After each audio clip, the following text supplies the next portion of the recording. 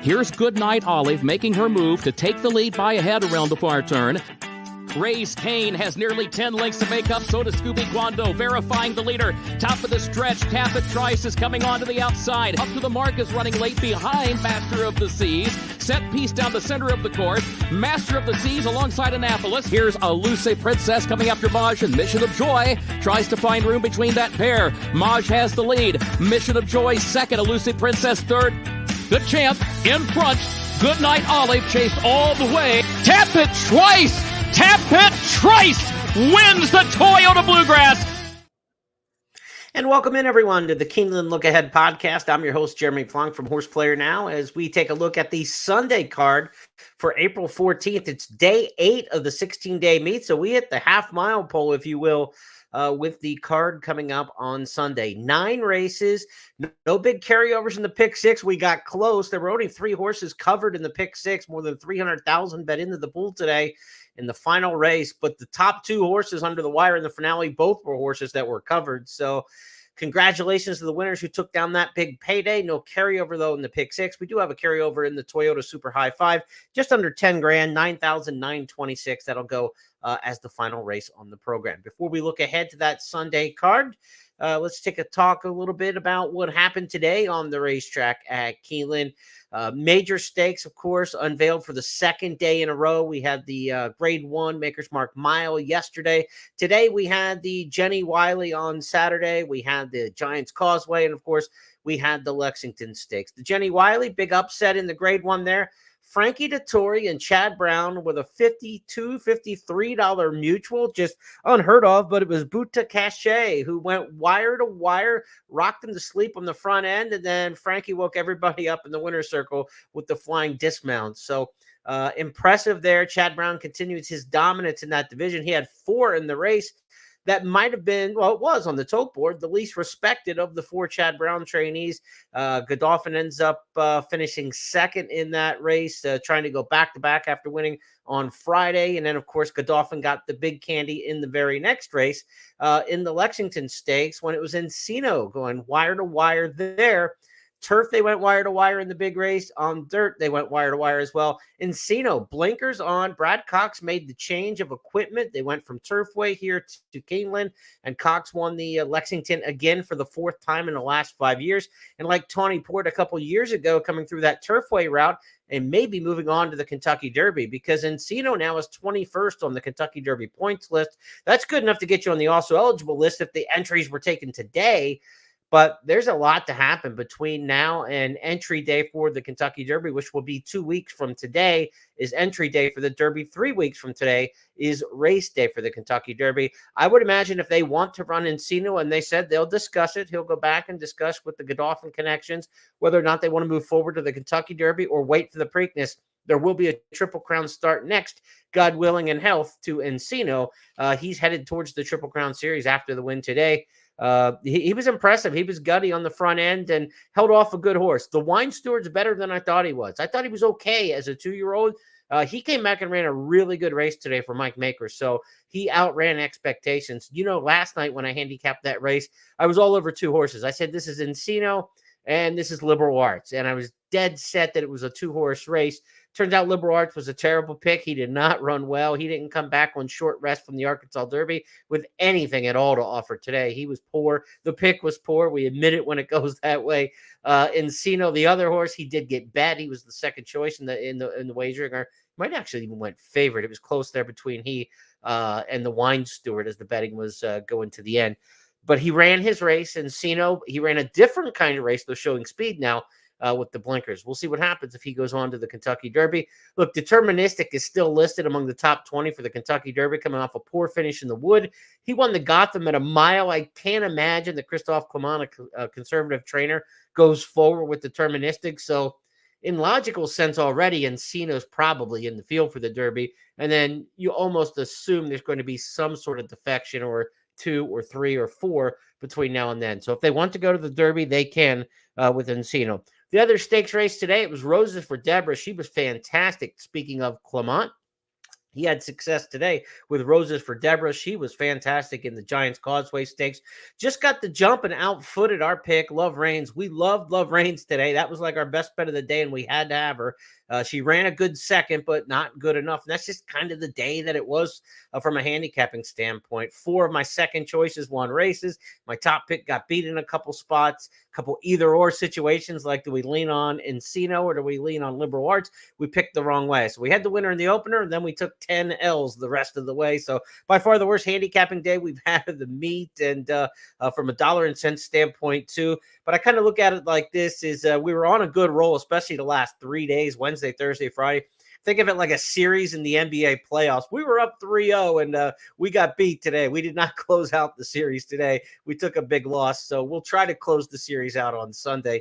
That's the way we'll look at it. Look, handicapping goes up, it goes down. Before the meet, we're doing well, and we continue to strive to beat the meet, if you will.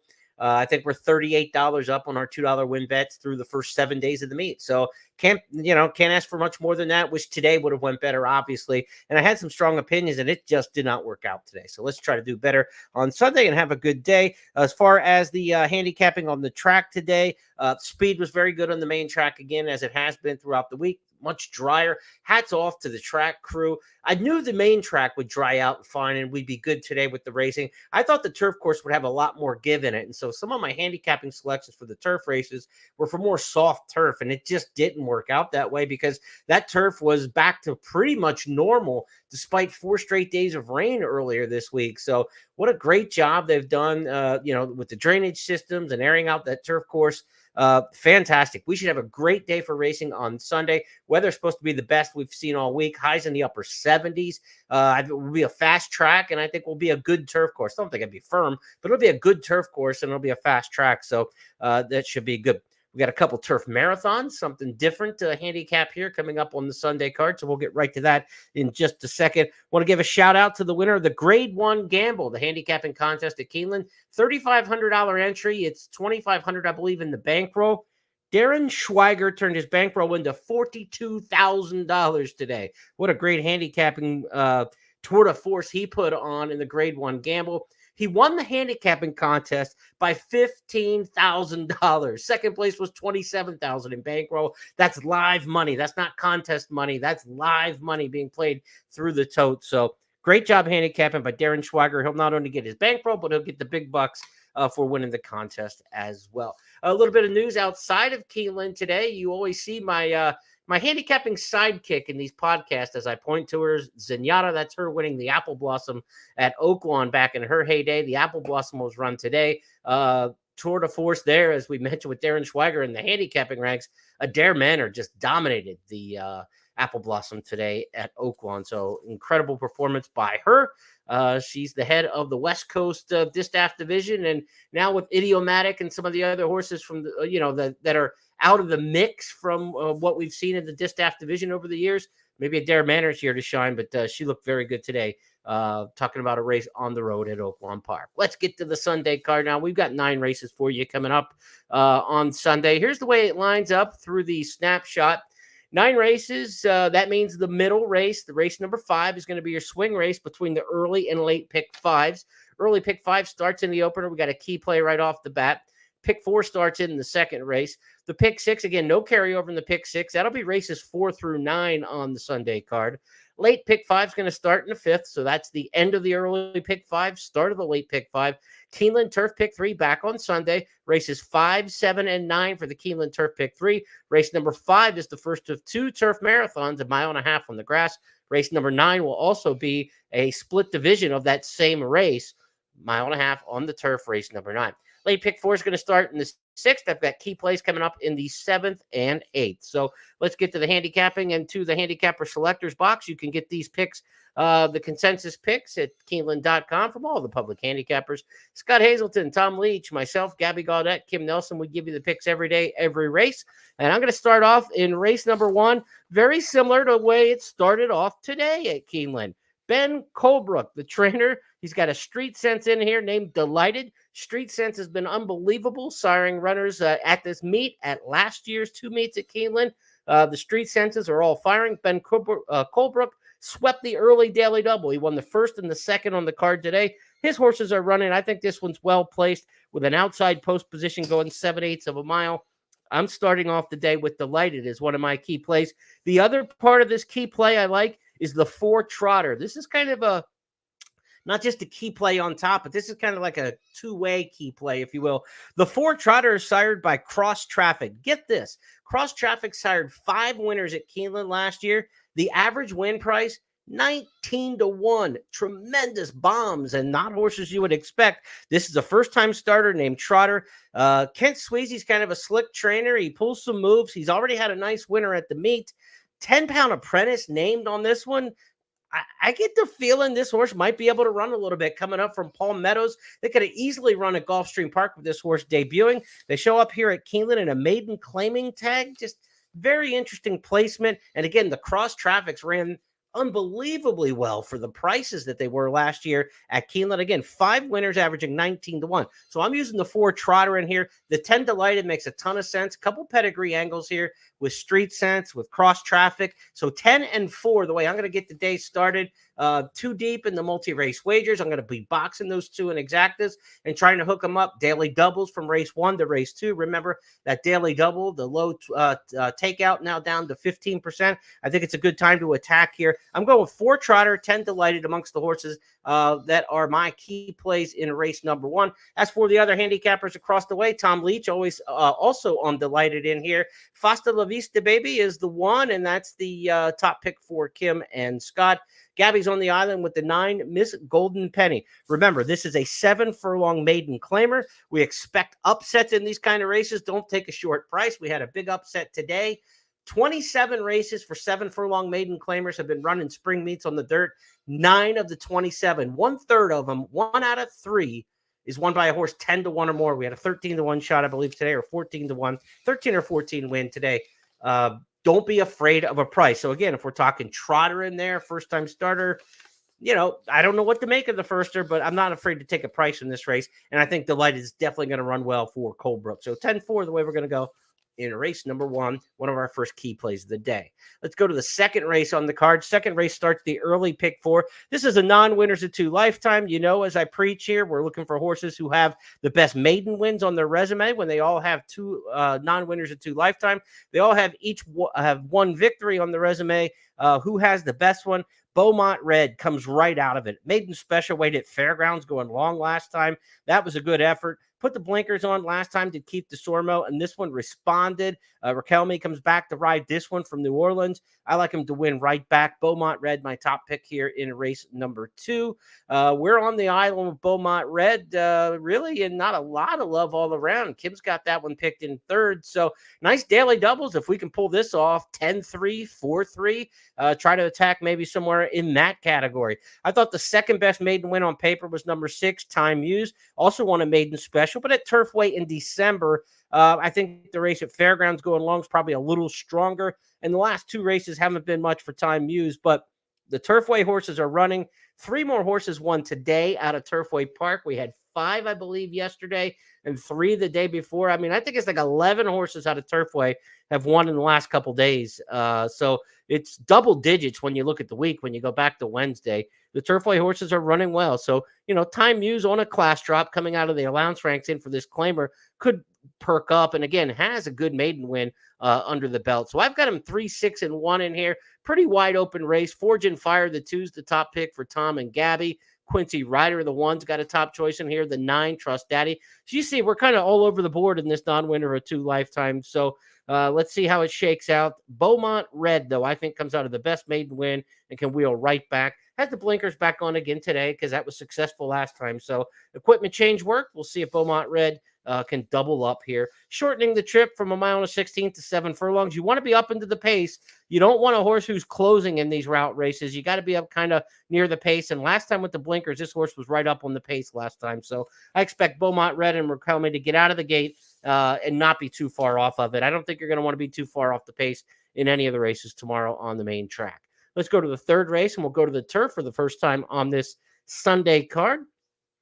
Mile on the 16th in here for maiden special weights. And look, we don't get many first-time starters win these mile on the 16th maiden specials in race number 3.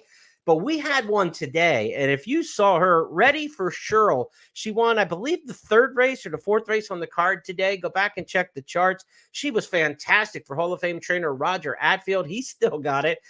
This is a half or a full sister to Cheryl Spite, who won, of course, the Maker's Mark Mile here a couple years ago at Keeneland and ran here on Friday from just a blue hen mare. Perfect Cheryl. Ready for Cheryl looks like a future star. She won today, first asking, and looked incredible doing so.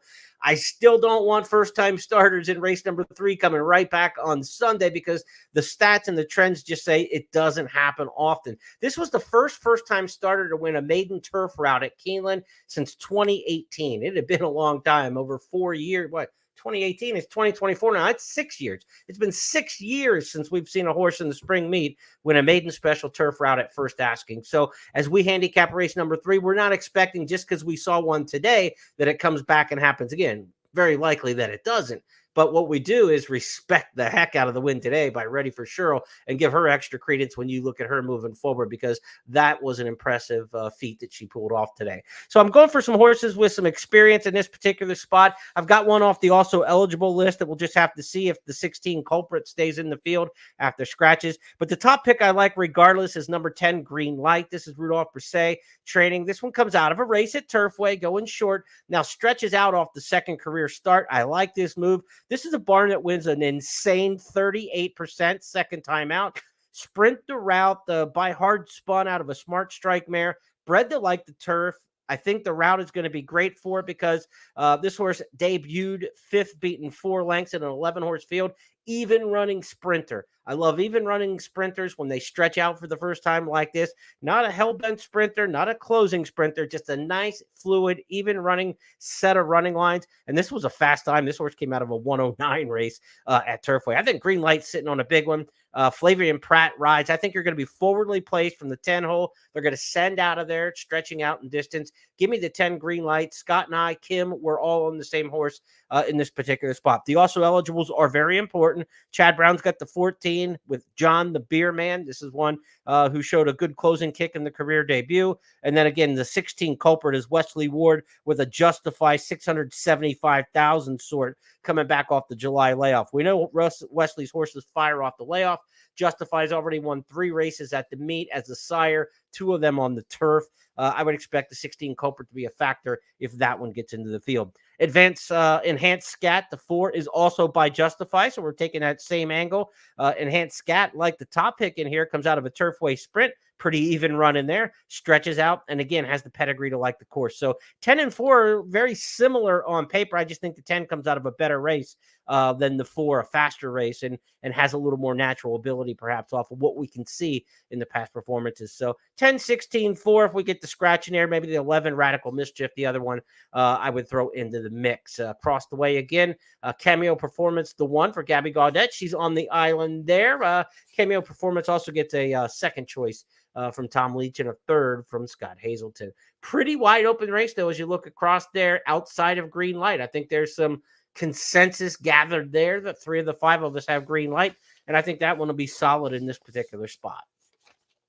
Let's go to the 4th race on this program on Sunday. 4th race starts the pick 6.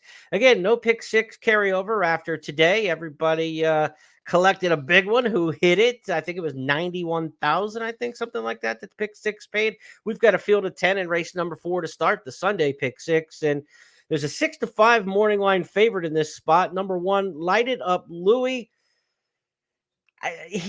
This horse could win, but this is a maiden claiming 7 furlong race. We told you we're looking for prices in these races. As many horses 10 to 1 or more have won these races as favorites have. So why take a 6-5 morning line favorite when a horse 10 to 1 or more has just been as likely to win these maiden claiming 7 furlong races? Now I can see why Lighted Up Louie is 6-5 in the morning line. It's Mike Maker against a bunch of barns that frankly don't have a name to them, right? I mean, it's Maker against a lot of guys and gals that you just don't see win races at Keeneland. Then you also have the class drop. You've got Luis Saez, the top 7 furlong jockey, riding the one Lighted Up Louis.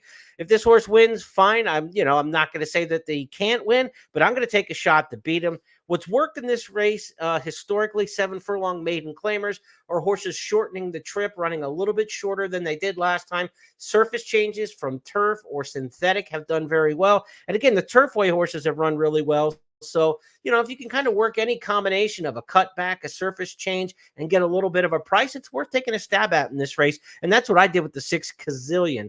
Kazillion comes off a race at Fairgrounds off the turf. This horse has had some chances, obviously, 10-start maiden. So you're going to deserve a price if you can get this one home. Has been double-digit odds in the last 3. But I think Biscuits is a pretty good hustling rider. And if this horse showed a little bit of pace at all in some past races, like, 4 or 5 lengths off of it, going 6 furlongs, going 7 furlongs. If he can keep within 3 lengths, 4 lengths, and be into the race, into the far turn, Kazillion has a shot in here. You just can't get outfooted early, even at this class level. You want to be up as close to the front as you can in these particular spots. The one horse, Lighted Up Louis, doesn't have a ton of early speed either. So where the pace comes from in this race is a little bit questionable, obviously. So we're going to see how it shakes out.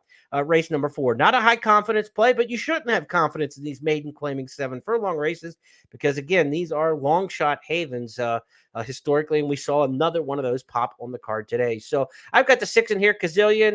Not a ton of love across the way. We got some underneath for Kazillion.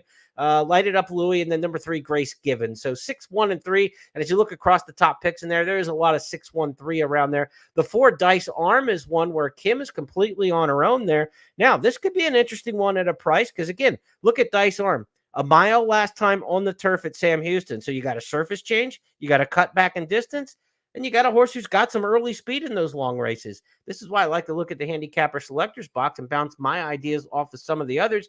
Kid might be onto something here with Dice Arm. This could be a live horse at a decent price.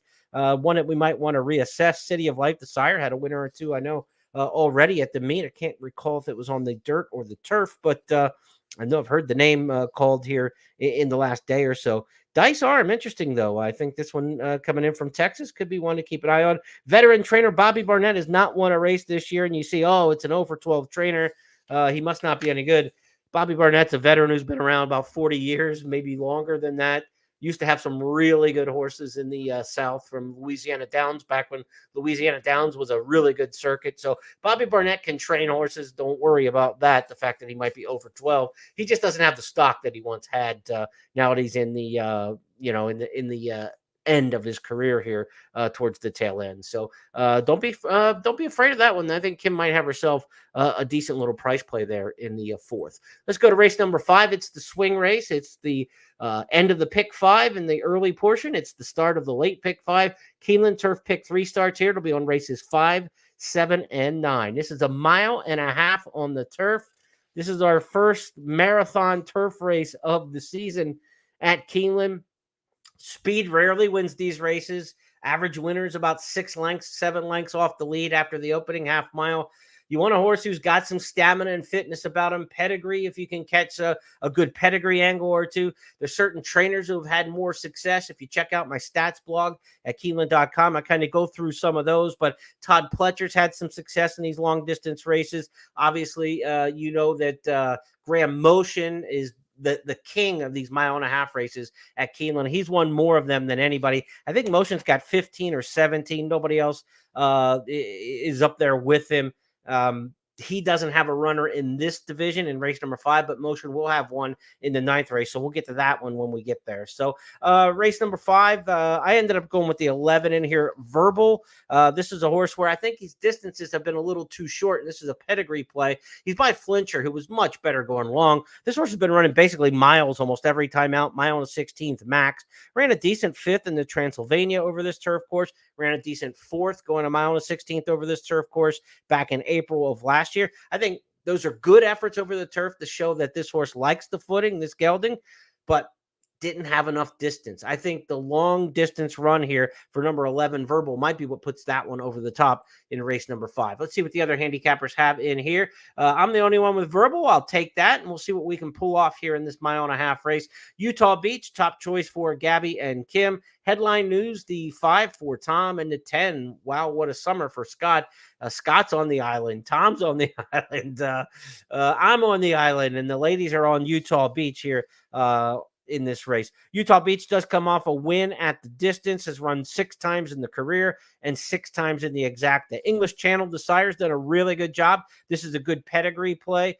English Channel also sired the 1 6- and the 7 Utah Beach. So if you're looking for pedigrees in this race that have success at a mile-and-a-half at Keeneland, English Channel is definitely the best pedigree, the best sire in this race for a mile-and-a-half on the turf at Keeneland. So that gives the 1 and the 7 a nice edge in here, I think. I've got both of those as my unders for that reason. But the 11 Verbal, Flincher hasn't had that many horses run at Keeneland, but I think this one will love the mile-and-a-half. And again, the horses run well over the turf here at Keeneland. Looking for Brendan Walsh to continue his good, successful turf ways here at Keeneland, as he had a big year here last year on the turf, and he gets leading jockey Tyler Gaffney on the ride. So that's my pick in the 5th race. I think if you're looking at this as a swing leg, I think you want to use the 11, 7, and 1. I think you want to use all 3 of these of the horses that I've got in terms of the pick 5. So if you're playing the early pick 5 or the late pick 5, we're not honed into a single in this particular spot. I think you'd go 3 deep in here to feel like you have a comfortable coverage. 6th race next up on the card. It'll start the late pick 4. Back to the main track we go here.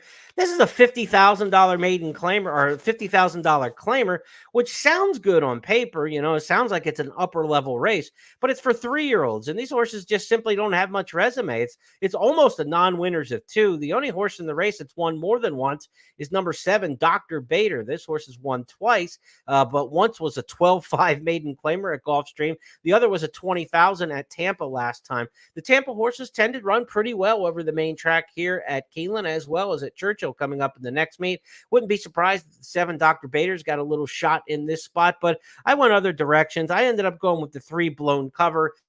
This is a class dropper. Brad Cox sends this one out. $650,000 son of Gun Runner, has been running in the allowance ranks. Ran good up until last time and then just stopped against Seize the Gray, Maximus Magic.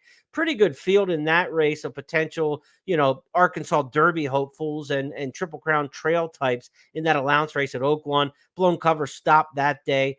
Now should be inside speed in this race. The 2 may have a little bit of pace coming out of the races at Turfway, but the fractions were slow there. The 1 has no speed at all. So I think Blown Cover under Saez gets the lead, gets the rail, and goes. This is a morning line favorite. Cox and Saez, when they team up as favorites, are really, really strong here at Keeneland. That's fairly obvious just given their names. But when they match up and they're on the favorites together, they're pretty tough to beat. The race he ran against Snead at Fairgrounds in November would crush this field. Snead is a really good horse who's been on the shelf, but a top class kind of 3-year-old who's been injured. So Blown Cover should beat this field and should get a great trip from the 3 holes. So Brad Cox, a mile and a 16th. His horses win over 30% in these spots. Nothing creative in this particular spot. The 5 Stingy, maybe to work in with the exactas. This is a horse who ran against Blown Cover, got beat 10 lengths at Horseshoe Indianapolis last year.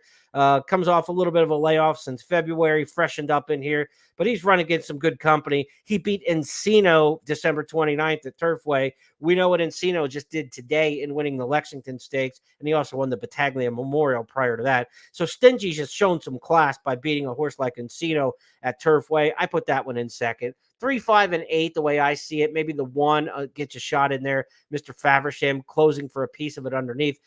Does have a second place finish here at Keeneland. So anytime a horse has run well at Keeneland, you have to give him a little bit of extra respect as one of the big horse for course tracks in America. And you look down the other past performance lines in this field, the only horse to run at Keeneland is the 1 Mr. Faversham. So was closing in a sprint race. Don't know how that's going to translate necessarily to this spot, but he's in there with a little bit of a chance. 3 over the 5, 8, and 1. Not wild about gambling on this particular race. It's going to start the late pick 4. and you're probably just going to start it off with a chalky favorite with Brad Cox.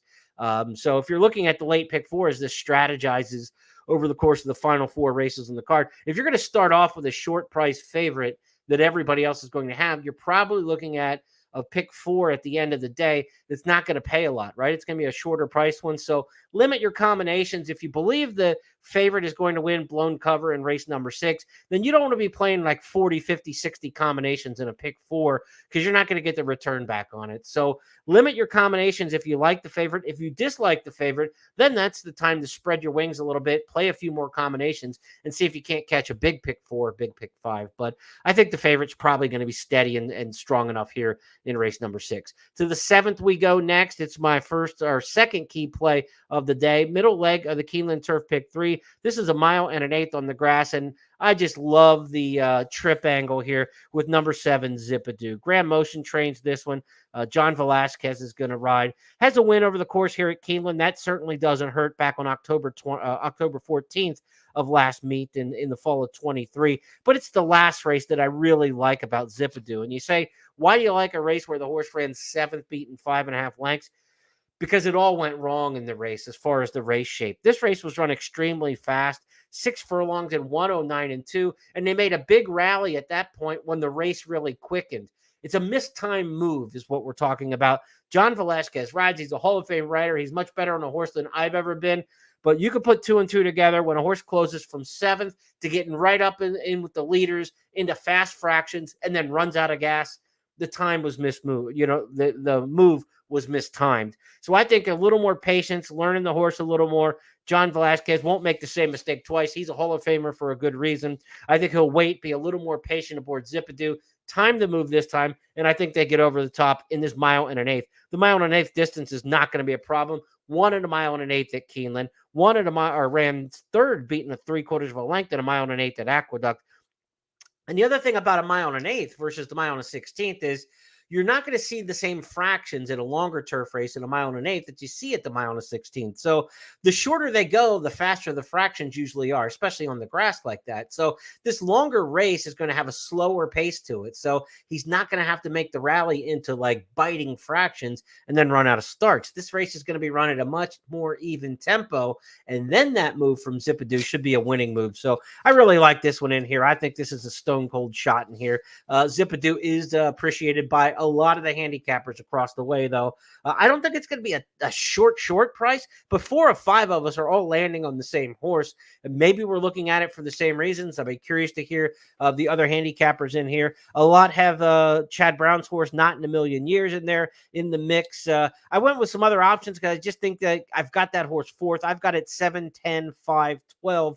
I thought there were some other decent options in here from a gambling standpoint that if we can get the Chad Brown horse out, we can get a better payoff. The 10 Last Call has run 2 decent races here at Keeneland, closed in the Breeders' Cup Juvenile Fillies Turf to split the field back in 22, came back here in the fall of 23 and ran a good 3rd in Allowance Company in a race where there was no pace, 13 and change through the first 6 furlongs. So I like Last Call going to Rosario back here, riding back. A change of trainer from Kevin Attard, good Canadian trainer, but Jonathan Thomas has got high percentage, a high octane outfit. English channels run well over the turf here at Keeneland. I think the 10 Last Calls live in the spot. 7-10, I'm really into that exacta. The 5 Texas Shuffles by Warfront, bred to love it here at Keeneland, has run over the course a couple times with mixed results. Ran a good 1 1/8 here in the spring of 22, but then ran terrible in the spring of 23 here in a race that just it was kind of inexplicable off form that day. So if this son of Warfront or daughter of Warfront can get back on her good form, the 5 Texas Shuffle could run well here for Jimmy Toner. Again, 7 over to 10, 5, and 12. That's the way I look at this one. And as far as my key plays going here, I'd be keying the exact. The 7 over the 10, 5, and the 12. I think Zippadoo's the winner in here. And I want to get some daily doubles in and out of races 6 and 7. Look, blown cover's probably going to be a shorter price in race number 6. So playing a double race 6 to race 7, I don't know. I don't think that's going to be a great value play, 3-7 in there. So I feel more trustworthy of the favorite in the next race, the 8th. So if you're playing a daily double, 7-3 from race 7 to race 8, might be the better play of the two. But I definitely want to get some win money and exact the money with the 7 over the 10-5 in race 7, my key play there. As far as the turf pick 3, I will be singling in this particular spot in the Keeneland turf pick 3. Remember, race number 5, the start of the turf pick 3, we said you probably want to be 3 deep to be comfortable. So 3 combinations in race 5 for the turf pick 3. I'm singling in race number 7. We'll talk about the 9th in just a bit. Next up is race number 8, our third and final key play. This one I've got down to 2 horses, and one is going to be the favorite, Mac Daddy 2. And the reason this is a key play, not because I got a favorite on top, but I've got a big price in there second that I think we might be able to make some exacta magic with number 9, Gunner Bay. So that one's 20-1 in the morning line. Key play here because I really trust the 3 horse in here, Mac Daddy 2.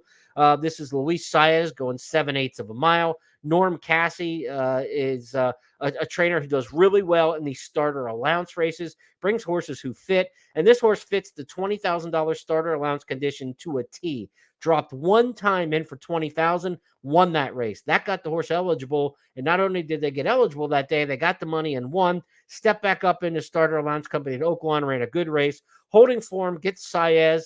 It's Norm Cassie against a field, again, of a lot of trainers that you don't expect to win at Keeneland. That's just the bottom line when you look at the other names in the program in this race. So Mac Daddy 2, I trust quite a bit in here on top. But the 9 Gunner Bay is the price. We're going to try to get this one in second. This horse is a really good set of races on the dirt, no matter whether it's been fast, sloppy, good. But the one race that just stands out and you just want to draw a line through was the turf sprint. And a lot of times that soiled form will kind of fool people into thinking this horse isn't quite as good as they are. I'm hoping that back on the dirt here and that soiled form 2 starts back throws people off the scent a little bit of number 9, Gunner Bay. It's certainly in the morning line at 20-1. It's very tempting. A 4-time winner by Gun Runner. I'm looking for the 9 to run a big one in here. 3-9 exacta for me straight in race number 9. As for the other handicappers here, Gunner Bay is a top pick for Kim Nelson. So maybe we're not going to be looking at a 20-1 play. Scott's got the 9 in the mix. But even if we get 8, 9, 10-1, favorite over 8, 9, 10-1, I'll take that exacta. 3-9, I'm just going straight up here. And again, if you're talking multi-race wagers, I'd be singling the 3 in this particular spot, Mac Daddy 2. So 2 potential singles there. Blown cover looks like a short price in race number 6. You can see like this late pick 4, I was saying, like not a lot of combinations. I mean, I could be wrong, but like if the way I handicap the races don't offer chaos, I'm not going to bet chaos. I'm either not going to bet the late pick 4 or I'm going to play pick 4 that has very few combinations. So you got to bet to your opinions and bet to how your handicapping tells you and what the tote is offering in terms of value. So if you look at a sequence and you say, boy, these look like chaos races, then they'll probably pay like chaos. But these races towards the end of the card don't necessarily look that way. I think we want to make intra-race bets, attack some win bets, maybe some doubles. But again, 3-9 exacta for me in race number 8, my final key play. 9th and final on the card is the Super High 5 race, $9,926 in the carryover. So just under $10,000 if you can take down the first 5 finishers in the final race on the card. This is our second 1.5-mile turf race of the day. It's a split division of race number 5. If you heard that term split division and you don't know what I'm talking about, it basically means they had a race in the condition book, which is like the menu that the trainers look at to see which races are going to be offered by the track. A split division means there were so many horses entered in that race that they could make 2 races out of it. So this is a second level allowance race at 1.5 miles on the turf. For open company. Could be Colts, could be fillies and mares if they wanted to run against the boys, but not restricted to the fillies and mares. So they had so many entrants in this race 5 today that they could make 2 races out of it. And that's what ends up going as race number 9 then. This is the split division. So a lot of the same stats and trends and what you see in race number 5 are kind of some of the same approaches that you might take in handicapping this one. Again, we're looking for closers off the pace, going the 1.5 miles on the turf. Pedigrees, trainers, important in these kind of spots. So I ended up on number 8 in here, Buoys. Buoys is trained by Mike Maker. He's got the second most wins of anybody.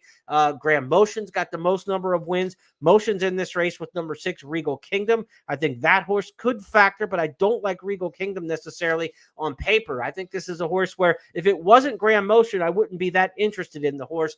Graham Motion trading the 6 Regal Kingdom makes him a little bit of a contender, but I'm going to try to go against Motion in this particular spot. I've got the 8 Buoys as my top pick in here, Foreign Relations the 7. And if you look across the way, look, there are 5 public handicappers with what do we have? 5 different horses in this race: the 1, the 4, the 7, the 8, and the 10.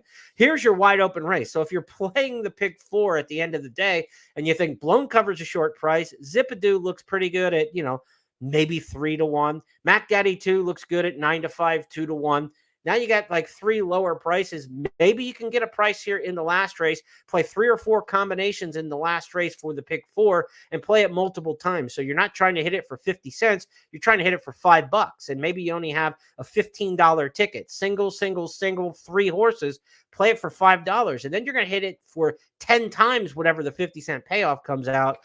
So take a few in here, see what you can do. If you're going to play the late pick 4 and you happen to think that Blown Cover, Zip-a-Doo, and Mac Daddy 2 and races 6, 7, and 8 line up as logical winners to you, then maybe you can grab something in here. But I like Bowie's coming off a race last time at Fairgrounds in which he just kind of, I think, wants a little more distance. This is a horse who's got a good foreign pedigree, was a 1.25 mile horse overseas, hasn't had a chance to stretch the legs for Maker here in the U.S. since coming to his barn. He's only had the horse for 2 starts, but Mike Maker takes these veteran horses, 6-year-old, makes them turf marathon horses, and makes them stakes horses. I wouldn't be surprised if Bowie's is a horse at some point down the line you're talking about as a stakes horse. We've seen it so many times with Mike Maker over the years in these 1.5 mile turf races. So he's my top pick in here. The 7 Foreign Relations. This is a horse who loves Keeneland, I think. 2 starts at Keeneland, won and got disqualified. The other time ran second, beaten a nose. So when you look at the career record at Keeneland, you say 2 starts, 0-1-0. How do you say that horse loves Keeneland? He won by 4.5 lengths the time he got disqualified. So his 2 races were outstanding here. Horse for Course, Foreign Relations. Connor Murphy trains there, and Tyler Gaffleone rides. The horse likes 1.5 miles at Keeneland, has run it twice, and has been right there. So he's going to be in the mix here over this trip. And then the 10, King Curlin, a horse who's run twice at Keeneland, 2 times, both times finishing second at 1.16 miles and finishing up well in those races. Comes off a win at 1.5 miles. Brittany Vandenberg and Chris Amy already teamed to win a race earlier this week at Keeneland.